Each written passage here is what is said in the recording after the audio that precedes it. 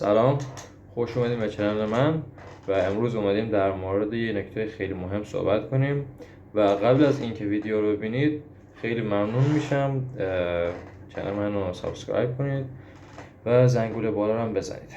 خب اومدم امروز با یه نکته خیلی مهم و اون نکته مهمم اینه که ما باید کارامون رو توی روز انجام بدیم و انجام دادن یا انجام ندادن کارا یه سری دستاوردا برای ما میاره.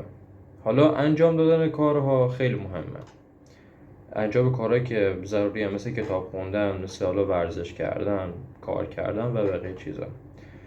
برای این ما به یک تکنیک خیلی مهم نیاز داریم، اونم تکنیک 0 و 1. یعنی چطور؟ یعنی ما چون یک کمالگرایی تو وجودمون هست، خب یعنی آدمای کمالگرایی هستیم، میام از یک روش استفاده میکنیم که همون کمالگرایی باشه ولی ما بتونیم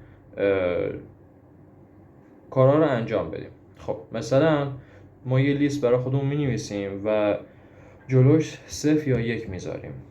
اگه کارا انجام شد میزنیم 1، ولی اگه کارا انجام نشد میزنیم 0.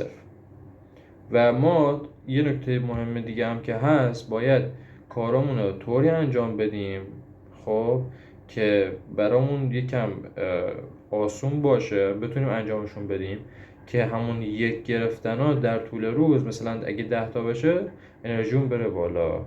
و آره اینطوری که تمام کارامون رو انجام بدیم. خیلی ممنون که تا انتهای ویدیو نگاه کردید. ممنون میشم که سابسکرایب کنید و بله ممنون میشم.